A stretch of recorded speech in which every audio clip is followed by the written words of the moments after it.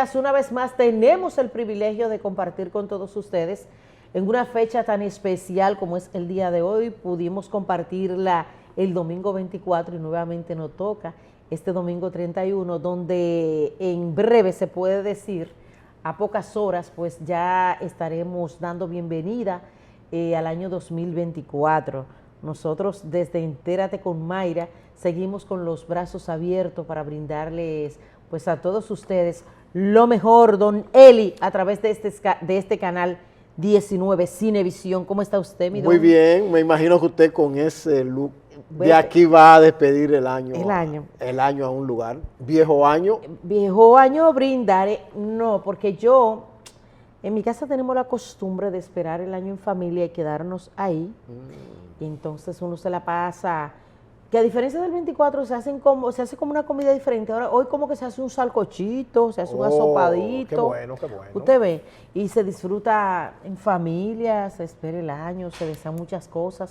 Don Eli, ¿cuál es su mayor anhelo, sus planes, sus deseos, su meta? Por ejemplo, por lo menos dígame una.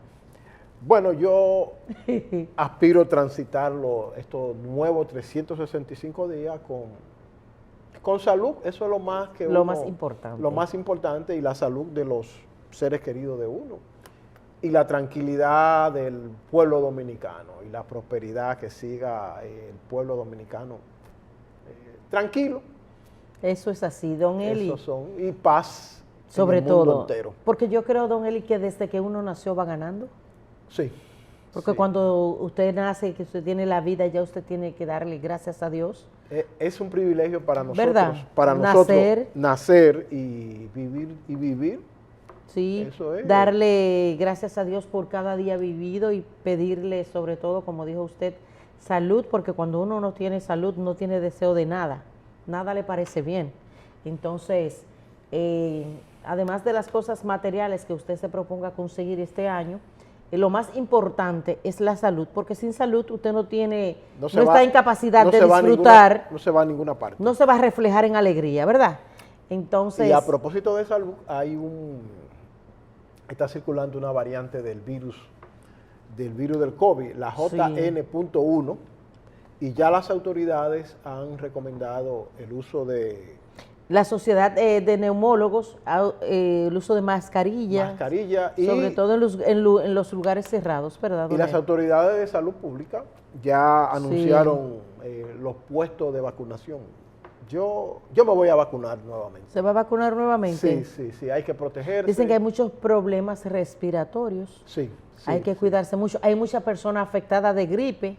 Entonces, en esos lugares cerrados, cuando las personas tienden a toser o a esternudar, se expande el virus. Se expande el virus, entonces es bueno utilizar su mascarilla para evitar contagiarse. Y evitar aglomeraciones en este periodo hasta que este virus salga de... Hay que cuidarse, don Eli. Hay que cuidarse. Aunque, como dicen las autoridades de la Organización Mundial de la Salud, que no provoca tanto daño como la primera cepa que conocimos del virus. Sí. Pero aún así... causa sus estragos. Y otro virus que yo creo que está más que en manos de las autoridades, está en manos nuestras, don Eli, es el de los accidentes de tránsito. Vimos cuáles fueron las cifras que dieron a conocer los organismos de socorro a través del COE, en el periodo de Nochebuena, 19 personas muertas, unos 125 accidentes. Muchas de estas muertes se produjeron en accidentes de tránsito y sobre todo en motocicletas. Sí, Entonces yo digo y reitero, don Eli, que no importa que las autoridades hagan los esfuerzos, dispongan todos los dispositivos del mundo y que trabaje miles y miles de personas, si usted no pone su granito de arena y se dé cuenta que el principal responsable de preservar la vida cuando usted toma un guía o cuando sale a cualquier lugar es usted. Y otra cosa, don Eli, no solamente están los accidentes de tránsito, sino la ingesta de manera irresponsable de alcohol, sobre todo en niños, donde un porcentaje alto de niños de 5 a 17 años, don Eli, se intoxicó con el alcohol. ¿Usted cree que es posible eso? No. Eso, que un padre no vigile lo que está haciendo un niño de 5 años. Hay que ponerle fin a esa situación. Y mire, este año ya, un par de horas y estaremos, va a comenzar la carrera electoral.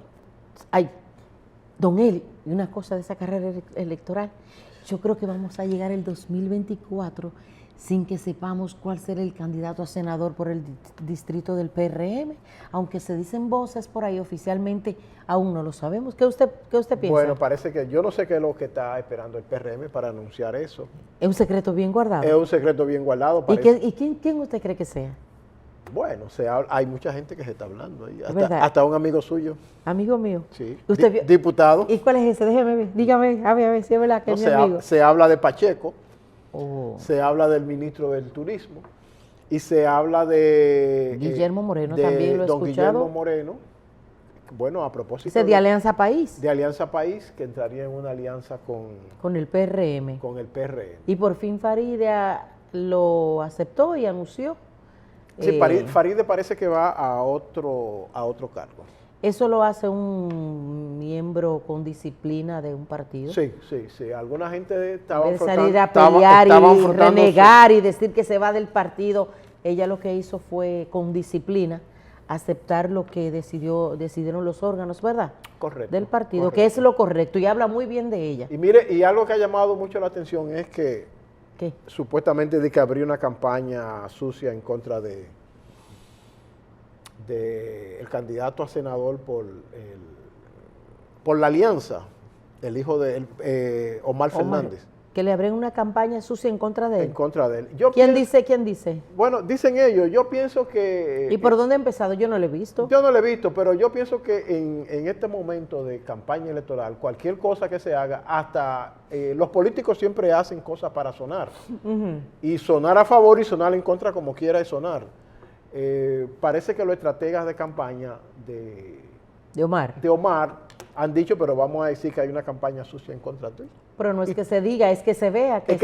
Y por ahí está sonando. Parece que ellos determinaron que en un momento dado estaba bajando la presencia de Omar en los medios, circulando por... Bueno, dijo Cándido Mercedes que una cosa, que la percepción que hay con la candidatura de Omar, difiere mucho de la realidad.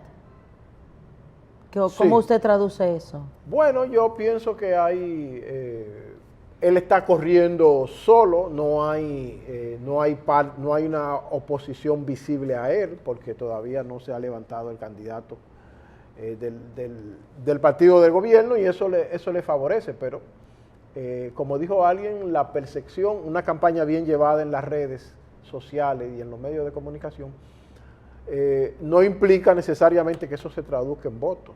Hay que ver qué va a ocurrir en el proceso electoral cuando ya salga, se conforme definitivamente la boleta electoral. Claro. Ya los candidatos a alcalde ya están corriendo. Vamos a ver qué va a ocurrir.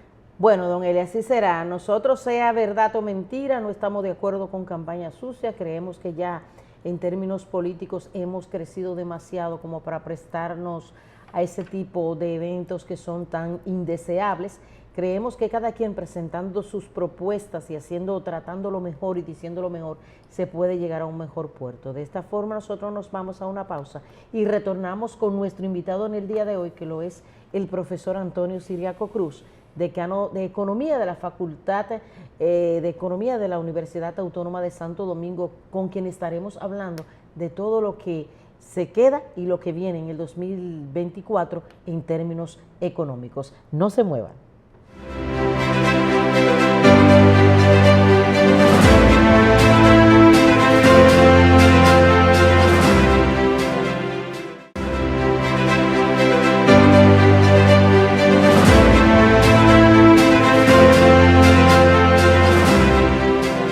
Bueno, gracias por continuar en sintonía con este espacio Entérate con Mayra, y llegó la oportunidad o el momento de recibir a nuestro invitado en el día de hoy, que para nosotros es un privilegio porque vamos a tener la oportunidad de dejarles a ustedes recibir un año nuevo sabiendo cómo estaría la República Dominicana, cómo queda para el 2023 y cómo recibirá el 2024 en términos de economía.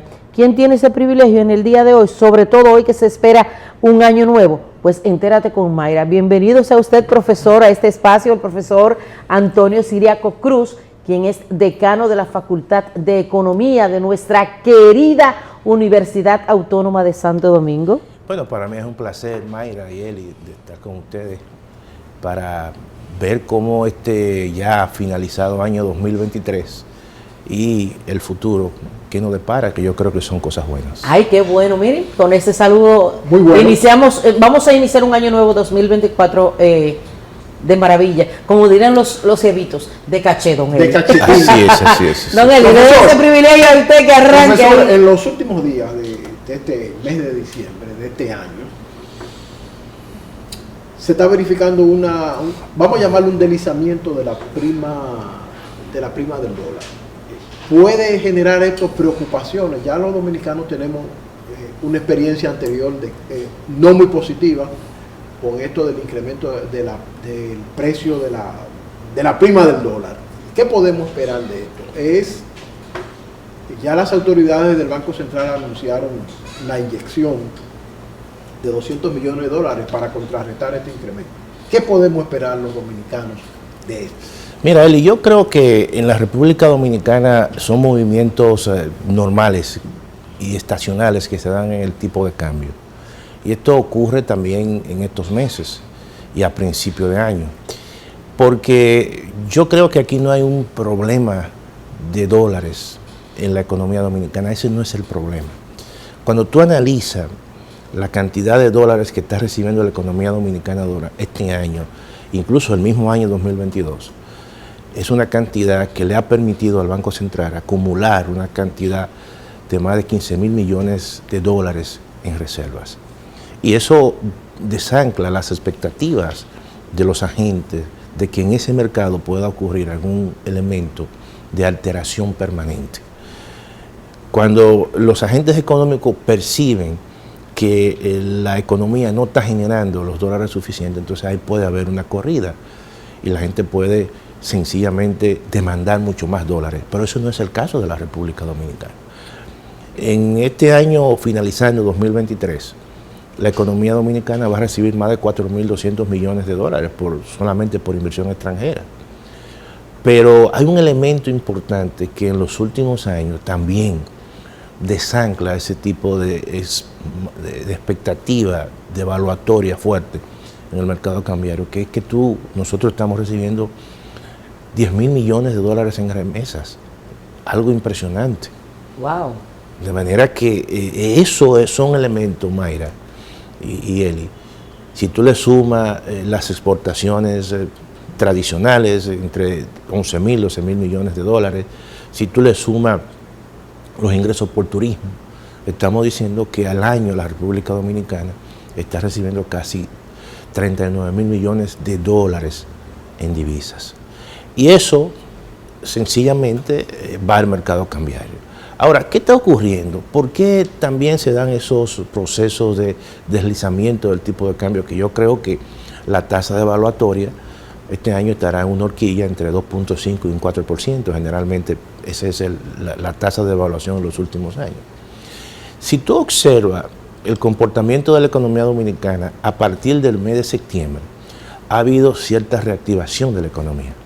La economía creció en el mes de septiembre 3.6%, luego crece 3.1%, en el mes de noviembre crece 4.2%, a diferencia de los meses de inicio del año, que estaba creciendo 0.1%, 0.3%, 0.4%. ¿Qué significa eso? Que cuando hay una reactivación de la economía, hay una mayor demanda de importaciones, y eso es normal. Y esa mayor demanda de importaciones requiere más dólares, y eso provoca cierto deslizamiento del tipo de cambio. Pero tú tienes ahí como contrapartida que cuando se dan esos procesos el Banco Central tiene divisas y puede entonces inyectarle al mercado para calmar un tanto ese deslizamiento. De manera que esos son comportamientos normales. No creo que aquí, en función de la cantidad de dólares que está recibiendo la economía dominicana, tú puedas decir que eso va a generar una crisis, obviamente, cambiaria. Se descarta, Profesor, se descarta cualquier, como dicen alguna mente calenturienta por ahí, cualquier tipo de especulación para crear algún tipo de problema político.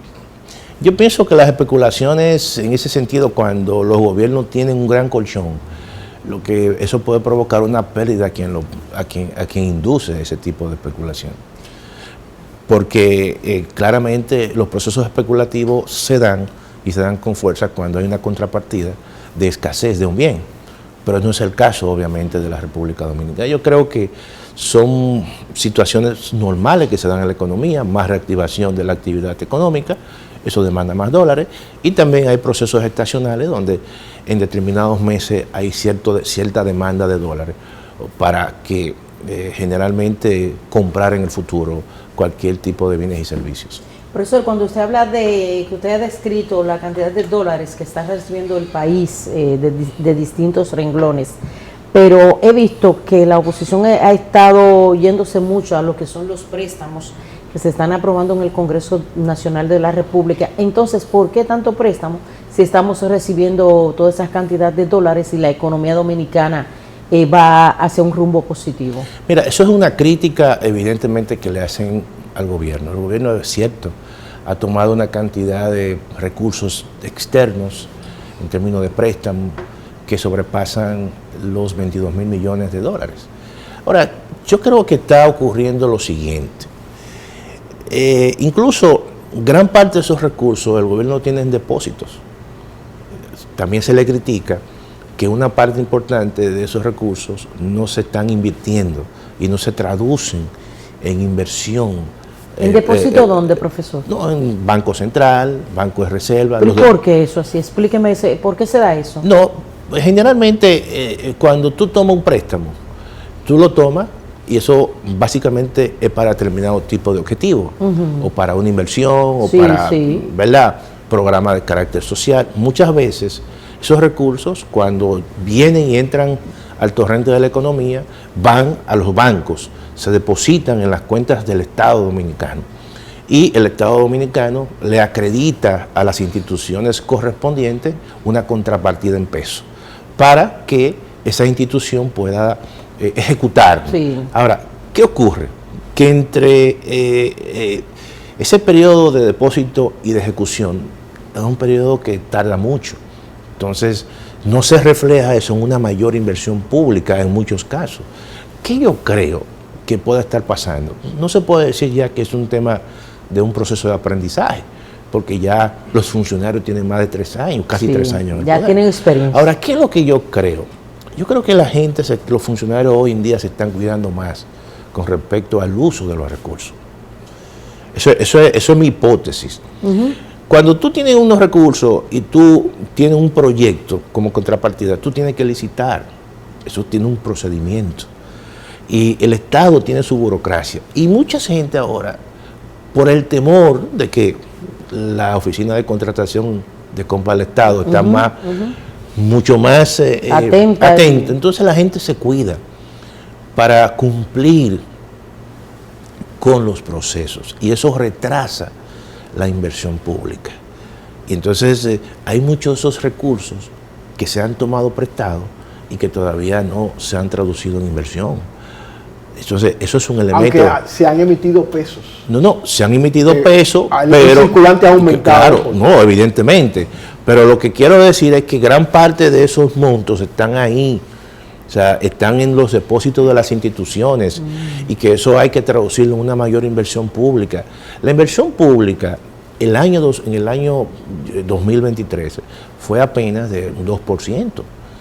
Y tú tienes que tener una inversión pública para este tipo de economía, por lo menos que esté en alrededor de un 3% o mayor de un 3%. ¿Eso se debió a esa burocracia que yo creo que yo entiendo que hay esa burocracia, que hay esos temores, que la gente no quiere verse, ¿qué te digo?, enfrentado en las redes sociales, en los periódicos. Eso yo creo que se ha convertido, las redes sociales y la comunicación social en este país. Como una especie de cogobierno. De cogobierno y además de veedor social. Que no es malo, no es malo, lo que hay es que darle un buen uso. Darle un buen uso. Porque cuando se usa para distorsionar y dañar, ahí es que hay problemas. Claro, claro. Entonces yo creo que hay que, para el próximo año 2024, hay que agilizar eso. Porque al final esos préstamos implican que tú estás pagando intereses. Y agilizar eso significaría, profe, de alguna forma, modificar la ley 340-06. Claro, claro. Que me gustaría, don Eli, que para el año que viene podamos nosotros hablar de los escollos de esa ley, que aunque se ha querido vender como la panacea, desde mi punto de vista y lo que yo he estado revisando y estudiando, no lo es. Para mí es una ley que pasa de quitarle un poder único, claro, al Poder Ejecutivo en las compras, pero que se lo ha traducido a un grupo específico que se convirtió en juez y parte. Tú sabes, ahora, Mayra, que esa ley tiene su historia. Y esa ley fue, en cierta manera, como una imposición que vino desde los Estados Unidos y como un mecanismo, evidentemente, de presión para que la República Dominicana se adhiera al DERECAFTA. Pero también por el hecho de que antes de esa ley, la mayoría de las compras públicas aquí, de las grandes inversiones que se hacían y las contrataciones, se hacían con empresas que no eran norteamericanas. La gran mayoría, por ejemplo, de las presas aquí no se contrataron con empresas española e italiana. Sí. Entonces yo creo que todo eso hay que irla, como tú dices, Mayra, modificando eso. Hay muchos escollos, hay que entender que hay que, en cierta manera, darle más holgura al gobierno, siempre guardando los controles, evidentemente, para que la inversión pública sea mucho más ágil. Profesor, este círculo vicioso de préstamos, ya esta administración va por más de 20.000 millones de dólares. ¿Se podría subsanar, disminuir con una reforma fiscal que le permita al Estado obtener más ingresos? Ya el presidente de la República, Abinader, ha dicho que las próximas autoridades que sean reelectas ahora en mayo próximo, lo primero que deben de hacer es auspiciar una reforma fiscal. ¿Usted cree que con esto el Estado podría reencauzarse y disminuir esa ventana que tenemos abierta de recursos? Un año electoral no creo, don Mira, no, después de las usted sabe cómo es eso, la gente le teme como el diablo a la cruz. Mira, cuando se habla de impuestos. El tema de los préstamos, y en este caso del endeudamiento del Estado, de la deuda consolidada del Estado, hay que decir lo siguiente. Hay dos formas en las cuales tú puedes medir esa deuda. En primer lugar, con respecto a una variable, en este caso con respecto al Producto Interno Bruto. Si tú analizas la deuda pública consolidada en el año 2020, con el tema de la pandemia llegó a ser 74% del PIB. Si tú analizas hoy en día, esa deuda es alrededor de un 60% del PIB. En términos con respecto al PIB, la deuda consolidada ha disminuido 14 puntos porcentuales. Ahora, si tú la mides por el lado, en términos absolutos, estamos hablando que la deuda es mucho más en términos del monto. Hoy en día la deuda es 74.000 millones de dólares. Ahora, para mí, ¿qué es lo más relevante de esto? Porque la República Dominicana, en la medida que el PIB crece, si el PIB va creciendo, va licuando esa deuda. Es decir, tú tienes más respaldo. Pero para mí, lo que hay que controlar, y por eso es que hay que hacer una reforma fiscal posterior a las elecciones, y no solamente posterior a las elecciones, sino también que la economía esté ya creciendo más. Lo más relevante es el tema de los intereses. Todos los años los intereses son más en el presupuesto. Cuando tú analizas el presupuesto del año 2024, estamos hablando de que nosotros vamos a pagar solamente de interés el 3.6% del Producto Interno Bruto. y la inversión pública va a ser 2.8. Esa correlación, esa hay que cambiarla. Sí, sí, entonces, sí. Debe ser lo contrario. Lo contrario. Entonces, el problema es que tenemos que disminuir los intereses, porque eso le quita capacidad al gobierno para hacer inversión pública.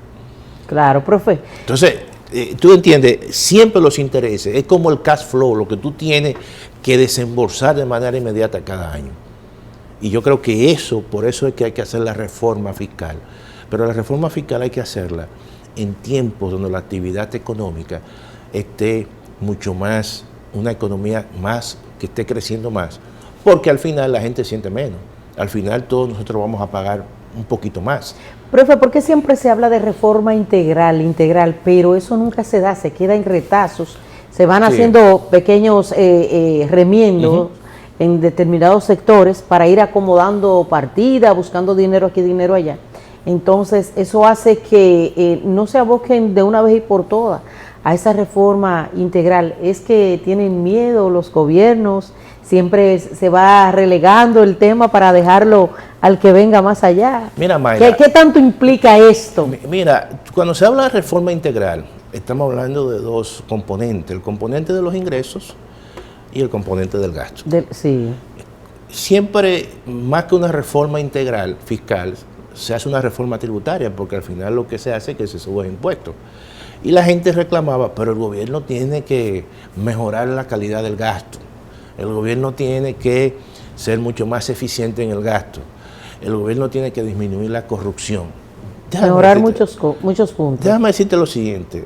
Si tú observas los indicadores internacionales de transparencia, yo creo que ha habido una mejoría en el gasto público, mínimamente en los niveles de eficiencia. Tú puedes decir, ha habido algunos casos, ¿verdad?, de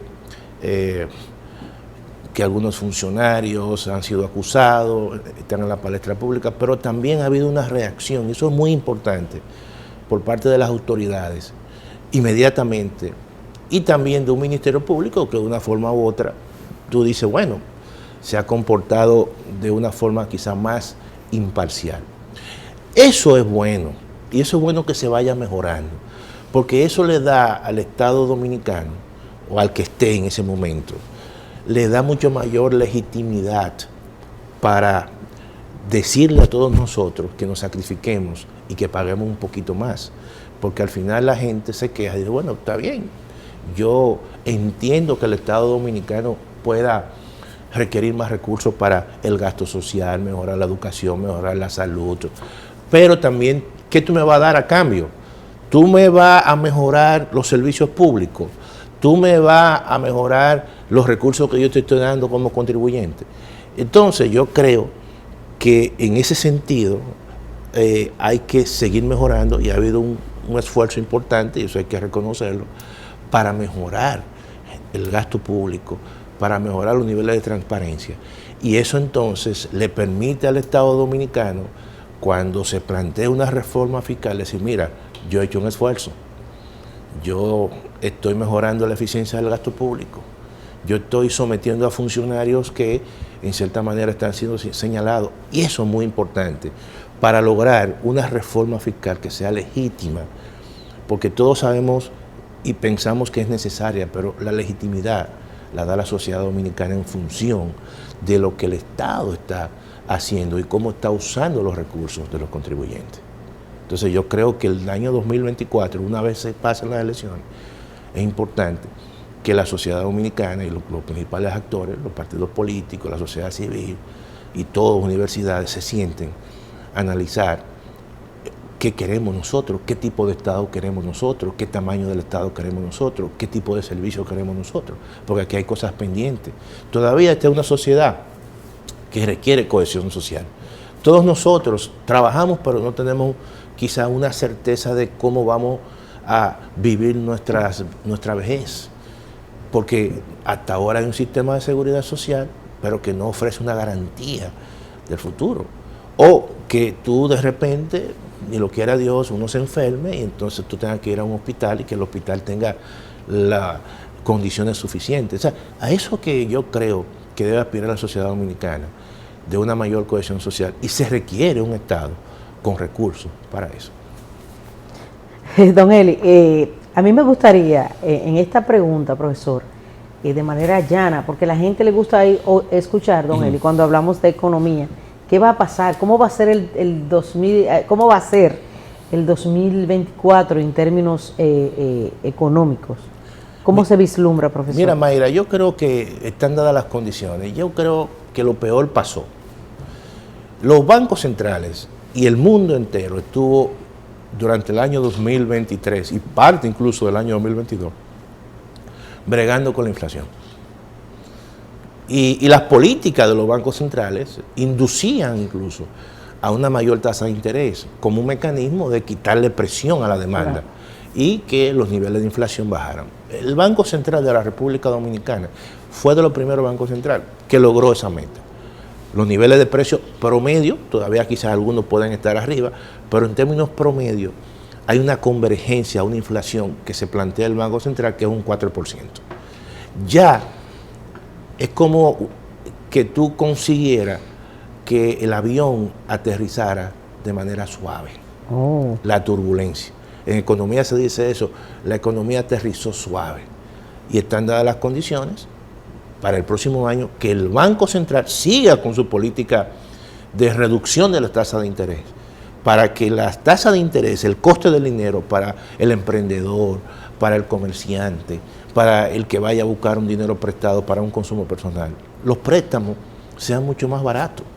Porque cuando los préstamos y la tasa de interés es mucho más barato, eso significa que la inversión privada aumenta y el consumo privado aumenta, y eso obviamente son dos componentes importantísimos para la actividad de los negocios. Los negocios se expanden. Eso es buena noticia, profesor. Si se expanden los negocios, eso significa que hay más empleo. Y yo creo que el próximo año, si se mantienen las condiciones externas, es decir, que no controlamos, si no hay mucha alteración con respecto a la guerra entre Rusia y Ucrania, si el tema del conflicto entre Israel y Palestina se mantiene más o menos, si no hay alteraciones, yo creo que la economía dominicana ya en la primera mitad del semestre del año 2024 recupera su nivel de crecimiento potencial. Y eso es bueno, porque eso significa que habrá en la economía dominicana más actividad económica, un nivel de inflación controlable, y eso te permite evidentemente planificar tu vida incluso financiera y personal. Cuando las tasas de interés son más bajitas, aquel que quiere comprar un vehículo o aquel que quiere comprar una vivienda tiene más facilidades, porque el coste de pedir prestado, de usar el dinero, es mucho más barato. Entonces ya te permite a ti hacer una planificación. Incluso si los precios promedios están mucho más bajitos, tu salario real mejora, porque tú tienes más capacidad de comprar. Entonces yo creo que el próximo año 2024 será mucho mejor si se mantienen esas condiciones que el año de año 2023. Usted citó ahí el famoso choque externo. Sí, sí. Pero sin embargo yo lo considero que eso es como una espada que tenemos ahí, porque todavía está muy inestable, yo diría, el mundo. Sí, sí. Todavía hay una amenaza de que los buques petroleros y el 10% del comercio mundial que pasa por un estrecho, no recuerdo su nombre ahora, son atacados por los hutíes. Los hutíes. Sí. Sin embargo, eso podría interferir en la economía dominicana. No, es así. Por eso yo digo que si se mantiene el entorno geopolítico, tú mencionas, Eli, el tema que es fruto del conflicto precisamente entre Israel y Palestina. Y estamos hablando de tres importantes estrechos: el Canal de Suez, el estrecho de Hormuz, y también está el estrecho de Bab el-Mandeb. Y esos son estrechos donde tú dices pasa más del 10% del comercio, no solamente de combustible, y de un combustible importantísimo, por ejemplo, que es el combustible que usan los aviones, que eso en cierta manera puede afectar un sector tan importante como el sector turístico. Y eso trae como consecuencia que el coste de los fletes también se incremente, porque lo que estamos diciendo es que toda esa mercancía que se produce en Asia pasa por esos estrechos hasta Europa y Estados Unidos. Entonces eso puede encarecer. Y a eso se le une el problema que tiene el canal de Panamá. El canal de Panamá, que se están secando las esclusas. Sí, que alimentan al canal, y eso también es un elemento. Pero yo digo, si eso se mantiene mínimamente controlado, yo creo que la economía dominicana puede terminar con ese crecimiento. El mundo de hoy está propenso a todas esas cosas que tú no controlas. Sí. Y un elemento adicional es el tema del cambio climático.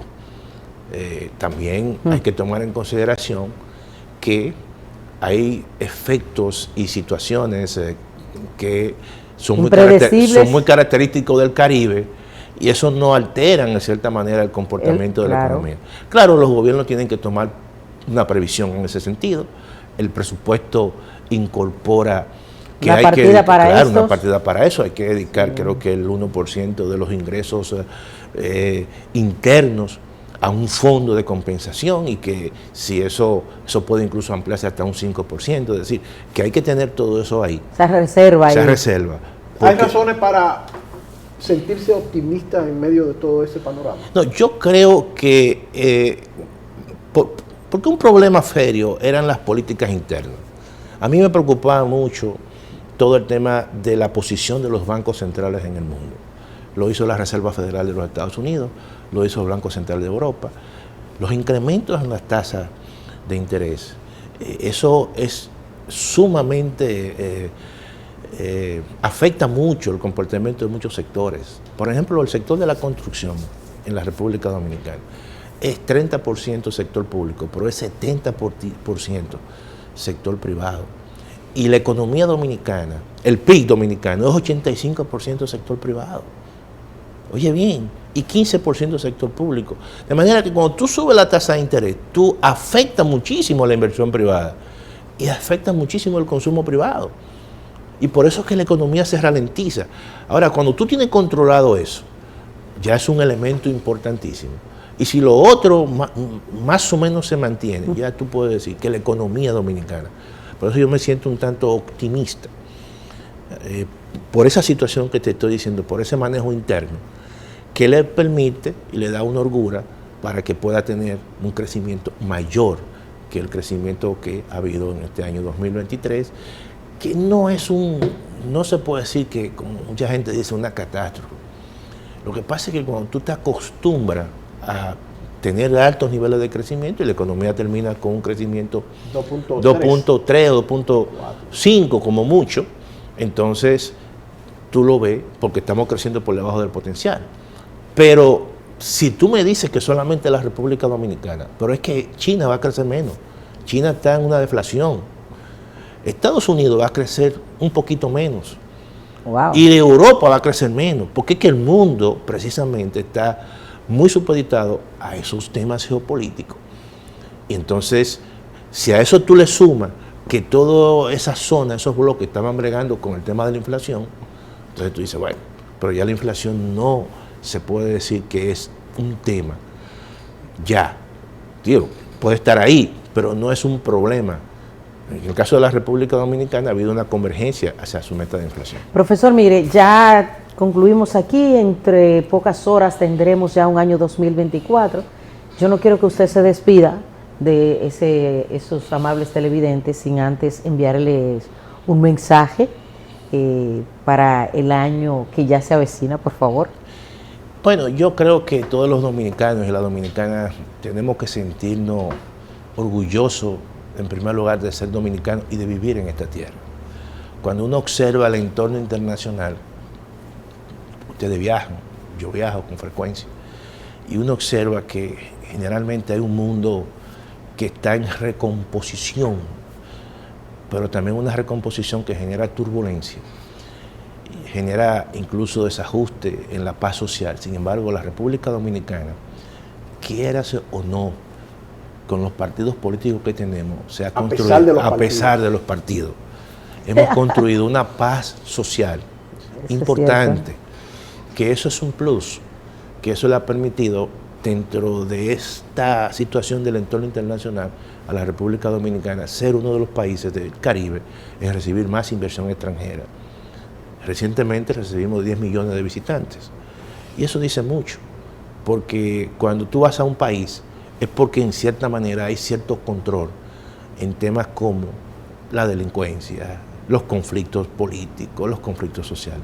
Yo creo que nosotros los dominicanos tenemos que fortalecer eso y yo creo que en la medida que lo hagamos, en esa medida vamos a ser países mucho más fuertes en nuestra región. De manera que les deseamos siempre lo mejor para los oyentes, los que ven este programa y a todos los dominicanos y dominicanas. Bueno, con esa exhortación tan hermosa y tan positiva y optimista de nuestro querido profesor Antonio Ciriaco Cruz, decano de Economía de la Facultad de Economía de la Universidad Autónoma de Santo Domingo, nosotros pues nos vamos a una pausa y retornamos con nuestra querida Mirla Germán Galvez y su tema de etiqueta y protocolo. Gracias, profesor. Gracias a ustedes, gracias a ti, Mayra, y gracias a Eli. Ya volvemos.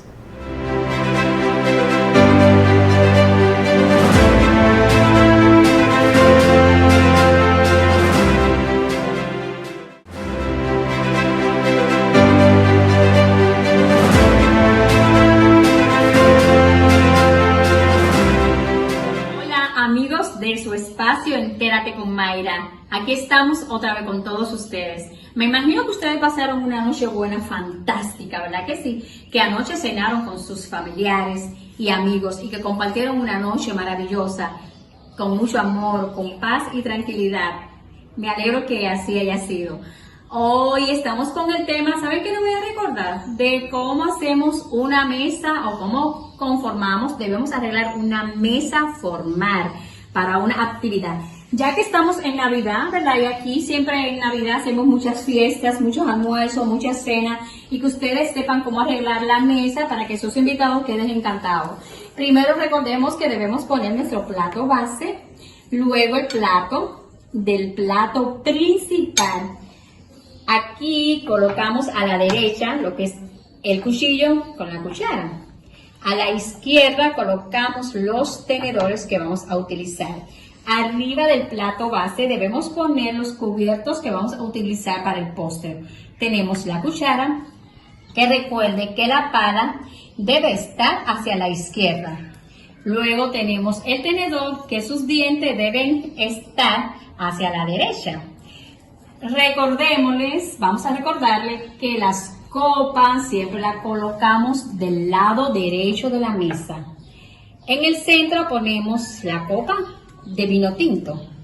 A su izquierda colocamos la copa de agua. A la derecha colocamos la copa de vino blanco. Y si tenemos un espumante en nuestra cena, la colocamos detrás. Y este es el tipo de copa que se debe usar para los espumantes. El pan siempre va a ir de este lado, a la izquierda, un poco más arriba del plato base. Este es nuestro platillo para el pan. Y podemos poner más arriba, hacia su derecha, la tacita de café. Recuerden que así debe de estar conformada su mesa de manera elegante y con motivo navideño, porque miren el mantel navideño. Y es bueno que ustedes, si van a poner un centro de mesa, que este esté bajito, que no interfiera entre los invitados que estén de frente y puedan verse la cara. Puede ser bajito y así los invitados puedan verse claramente. Si usted en su cena va a brindar un coñac, vamos a poner esta copa aquí de este lado. Esta es la copa de coñac, que es chiquitita y gordita. La ponemos al lado del vino blanco. Si ustedes van a brindar un licor, esta es la copa del licor. Más pequeñita la podemos poner detrás, al lado de la del vino espumante. Si tenemos de entrada en nuestra cena ensalada, vamos a utilizar un plato llano y para esto está este tenedor o el cubierto, que es el más pequeño para nuestra ensalada. Si tenemos de entrada un consomé, recuerde que siempre debemos poner una fuentecita de esto y para esto utilizamos la cuchara. Para el consomé, retiramos la sopera del consomé, entonces ya nos quedamos con el plato que es el plato de la cena principal o del plato fuerte, que vamos a utilizar el cuchillo y el tenedor, que están más cerca del plato base, que están más adentro y que siempre van a ser más grandes. Recuerden el cuchillo siempre ponerle las sierritas hacia el plato, mirando al plato. Miren qué mesa más bonita. Si ustedes conforman una mesa así para sus fiestas navideñas, sus invitados van a decir, esta persona sí que sabe de protocolo. Así que esta es la forma como ustedes deben de preparar la mesa, ¿verdad que sí que está bonita? Es bueno que ustedes lo hagan así, porque de esa manera, de esa forma, los invitados van a quedar muy contentos y felices, porque van a decir, esta persona sabe lo suyo, miren cómo puse esta mesa. Y si usted quiere brindar café, miren, esta es la manera. Ustedes ponen en su bandeja, en la bandeja, ponen las tazas de café con las cucharas, recuerden siempre a la derecha. Aquí está la cafetera, la azucarera la ponemos de este lado, a la izquierda. Aquí si tenemos crema o el té lo ponemos a la derecha. Recuerden ya que esta es la manera, es lo que yo quiero, que ustedes disfruten su noche, pero además de disfrutar esa noche tan fantástica, también la tenga elegante como somos. Y tengo que decirle también de la vestimenta. Recuerden ponerse siempre elegante y vestirse de acuerdo a la ocasión. Y ya ustedes van a ver que van a disfrutar su noche. Hasta aquí llegamos con nuestro tema. Ay, Dios mío, yo quiero que ustedes pasen un año nuevo fantástico, divino. Yo sé que nos vamos a ver el próximo domingo, pero quiero que disfruten su año nuevo, que la gocen y recuerden la mesa de esta forma, para que todo le quede fantástico. Así que muchas gracias y nos vemos en la próxima. Adiós. Bueno, gracias a nuestra querida Mirla Germán. Don Eli vio ahí como Mirla presentó cómo preparar una mesa en Navidad. ¡Qué belleza! Belleza. Bueno, nosotros solo nos resta darles gracias a todos ustedes, desearle que pasen en familia, en tranquilidad, en paz, un año nuevo. Esperen un 2024 cargados de alegría. De alegría y de mucho amor. Y de mucho optimismo, ¿no? Sobre todo. La vida hay que agarrarla con cierto optimismo. Y seguir empujando esos planes con mucha fuerza.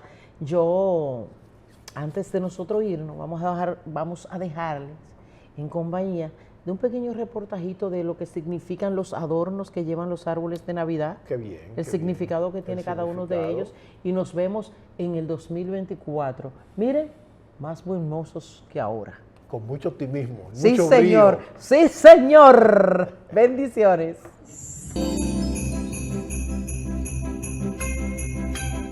La Navidad es una época llena de luces, colores, sonidos y brisa fresca, propicia para juntarse con los suyos y compartir momentos inolvidables llenos de amor y afecto. Este periodo, marcado por el nacimiento del niño Jesús, se añaden otros elementos que lo distinguen, como son el árbol de Navidad y los adornos que lo conforman, como los angelitos, las campanas, velas, coronas, piñas, belenes, flores de Pascua, estrellas y otros. ¿Qué significan cada uno de estos adornos? Las campanas representan el anuncio del nacimiento del niño Jesús y la llegada de la Navidad. ¿Y qué decir de las infaltables bolas que se tienden a todo lo largo y ancho del árbol navideño? Pues según los relatos históricos, representan las antiguas manzanas que colgaban del roble y representaban la abundancia y el retorno de los espíritus de la naturaleza y la fecundidad de la tierra. También los deseos humanos de la época, como el amor, la alegría, la felicidad y la esperanza. En cuanto a las estrellas, estas simbolizan la luz y la esperanza. Anunciaron el nacimiento del niño Jesús y guiaron a los reyes de Oriente hasta su pesebre en Belén, donde María le dio a luz para que éstos pudieran llevarle oro, incienso y mirra de regalo. Las coronas navideñas, fabricadas a base de ramas y adornadas con velas, piñas, lazos o frutas tienen su origen en Alemania. Tradicionalmente, se colocan en la puerta de la entrada principal o como centro de mesa y hacen alusión a la vida eterna. Desde Entérate con Mayra, les deseamos una feliz Navidad llena de amor, salud y mucha ternura. Hasta una próxima entrega.